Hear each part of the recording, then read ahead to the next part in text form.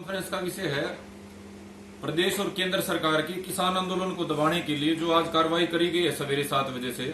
Ma'am के निर्दलीय विधायक जिनको किसान मजदूर समाज ने अपने हकों की लड़ाई लड़ने के लिए चुनकर विधानसभा में भेजा था, उनके घरों पर, उनके तमाम रिश्तेदारों के घरों पर इनकम टैक्स डिपार्टमेंट ने सवेरे 7 बजे से लगातार छापेमारी शुरू करी है। और ये जो छापेमारी इसलिए शुरू करी है क्योंकि भाई बलराज कुंडू ने न सिर्फ किसान आंदोलन का लगातार समर्थन किया पीपली आंदोलन के टाइम से, बल्कि आने वाला जो विधानसभा का सत्र है 5 मार्च में, उस सत्र में अडानी और अंबानी से संबंधित कई सवाल डाल रखे थे। तो सरकार चाहती है बलराज कुंडू दब जाए और किसान का साथ देना बंद करके इनकी चाटुकारी और चमचागिरी शुरू कर दे। आज इस प्रेस कॉन्फ्रेंस के माध्यम से आप तमाम पत्रकार साथियों के माध्यम से हम एक संदेश देना चाहते हैं इस सरकार को कि भाई बलराज कुंडू भी नहीं दबेगा और इस तरह के जो ओछे हथकंडे हैं इससे ये किसान आंदोलन भी नहीं रुकेगा, बल्कि हम और ज्यादा मजबूत होके सरकार को मजबूर करेंगे कि न सिर्फ 3 ये काले कानून है इनका समाधान करे, बल्कि एमएसपी गारंटी एक्ट भी बनाए और C2 फार्मूले के तहत बनाए और किसानों की जो वर्षों से मांग है किसान कर्जा मुक्ति की उसको पूरा करके तमाम ये केस वापस लेने पे मजबूर हो। तो पत्रकार साथियों के माध्यम से हम सरकार को संदेश देना चाहते हैं, ये जो कार्रवाई सरकार ने करी है ये निंदनीय है, अलोकतांत्रिक है, हिटलरशाही की याद दिलाती है। और इस तरह की कार्रवाइयों से सरकार यदि सोचे किसान आंदोलन दबेगा तो दबने की बजाय और ज्यादा मजबूत होकर निखर कर बाहर आएगा।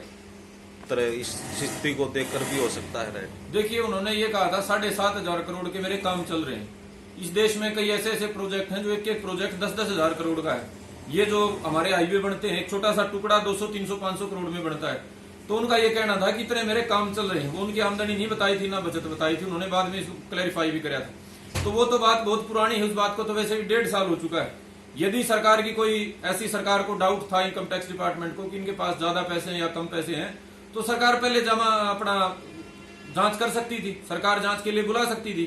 लेकिन किसान आंदोलन के बीच में विधानसभा सत्र से कुल 1 हफ्ता पहले, और ये जानते हुए कि इन्होंने अडानी और अंबानी के खिलाफ अपने सवाल लगाए हुए, उस समय छापेमारी, इतने बड़े स्तर पे छापेमारी, ये साफ दिखाती है कि सरकार की मंशा बलराज कुंडू जो किसान आंदोलन का साथ दे रहे थे उस साथ को तोड़ने की है, बलराज कुंडू को दबाव में लेके किसान आंदोलन से पीछे हटा के इस आंदोलन को कमजोर करने की। जी, कई सारे कारण हो सकते हैं। आपने जो बात कही भी सरकार के भ्रष्टाचार के मुद्दे उठाए, वो भी एक कारण हो सकते हैं। सरकार से समर्थन वापस लेना वो भी एक कारण हो सकता है। लेकिन जो सरकार के ऊपर फिलहाल सरकार के गले की जो फांस बना हुआ है किसान आंदोलन, ये सबसे बड़ा कारण है। छोटे छोटे कई मुद्दे हो सकते हैं, निजी बातें भी हो सकती हैं उसमें, लेकिन ये जो किसान आंदोलन का मुद्दा है ये सबसे बड़ा कारण है। आपने सही कहा कि भ्रष्टाचार सरकार के जो थे उनको उन्होंने सामने लाने का काम करा, वो भी एक कारण है।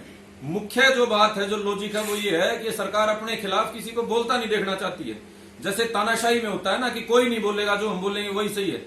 ये सरकार ये बताना चाहती है कि हम जो बोलेंगे वही सही है, हमारे खिलाफ बोलने की किसी को अनुमति नहीं है। चाहे भ्रष्टाचार का मामला हो, चाहे किसान का मामला हो, या सरकार को समर्थन देने का मामला हो। तो ये दूज हैं जिनके कारण ये सरकार ने ओछा जो हथकंडा है वो अपनाया। किस तरह देख रहे हैं?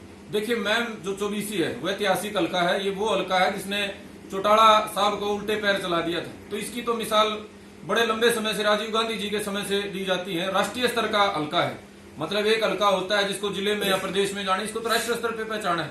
तो आज मैम की जो जनता है वो पार्टी की राजनीति से ऊपर उठ के, इस बात से ऊपर उठ के कि हमने किसको वोट दिए थे, किस पार्टी से हम ताल्लुक रखते हैं, इसको अपने मान सम्मान से जोड़ के देख रही है।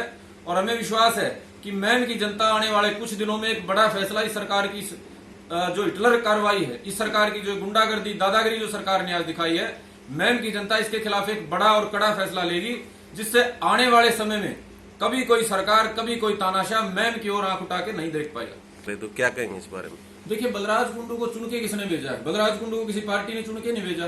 बलराज कुंडू को तो मैम की चबूतरे ने ही तो चुन के भेजा है। मैम के चबूतरे से उन्होंने ये लड़ाई उठाई थी, जो गांव में लेके गए थे। और निर्दलीय कोई आदमी चुन के यदि विधानसभा संसद में जाता है तो सीधी सी बात है वो सामाजिक आदमी है। राजनीतिक आदमी हम तब कह सकते हैं जब पार्टी टिकट पे होते। तो मैम 24 का जो चबूतरा है वो भाईचारे का, सामाजिक भाईचारे का चबूतरा है। और वहीं से विधायक को चुन के गए हैं तो निसंदेह अपने भाईचारे की शरण लेंगे। अब वो किसी पार्टी के दफ्तर में जाके कैसे बैठेंगे? अब वो कांग्रेस के जाके मत्था कैसे टेके कि मेरा पीछा छुड़ाओ भाई? वो तो अपने भाईचारे की शरण में आएंगे। और यही जो है एक सामाजिक काम है, यही एक सामाजिक आदमी को करना चाहिए। भारती जी, आप बलराज कुंडू की बात करें, लोगों को इकट्ठा करने की बात हो, लेकिन कहीं ना कहीं बलराज कुंडू अपनी जगह सही है, तो इस तरह का मैसेज, इस तरह का प्रचार क्यों? देखिए, तमाम तरह की विचारधाराएं होती है, मैं किसी को गलत नहीं ठहरा सकता, लेकिन हमारा जो समाज है, हमारे जो इलाका है, वो राजनीति में अलग अलग पार्टियों से जुड़ा हुआ है और वो अपनी पार्टी के मान सम्मान से जोड़ के चीजों को देखते हैं। और ऐसे भावुक मौके पे जब किसान आंदोलन चल रहा हो तो ये भी देखते हैं कि इस काम से फलाने का घट जाएगा, फलाने का बढ़ जाएगा।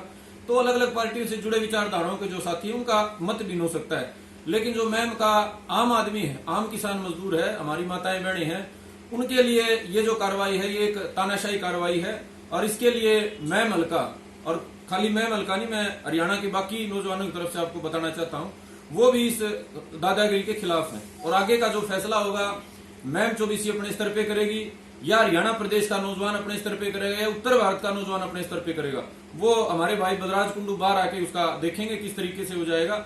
जहां तक मेरी बात, मैं मैम हल्के के मेरे साथियों से कहना चाहता हूं कि हम भाई नौजवानों की तरफ से यहाँ भाई बलराज कुंडू को समर्थन देने आए हैं, और हम प्रयास करेंगे कि सिर्फ मैम नहीं, पूरे उत्तर भारत के नौजवानों को, किसान मजदूर के बेटों को साथ लेके हम नौजवान सरकार की इस दादागिरी और सरकार की इस ढिलशाही के खिलाफ आवाज उठाएं। तो विधायक जी अगर अपने आप को सही मानते, वह मेरे में कोई दोष नहीं है, आराम से, क्या उनको उनका साथ देना चाहिए जांच में? देखिए, जांच में तो साथ दे रहे हैं, अगर जांच में वो साथ नहीं दे रहे होते तो हम भी वहां जाके हंगामा कर सकते थे।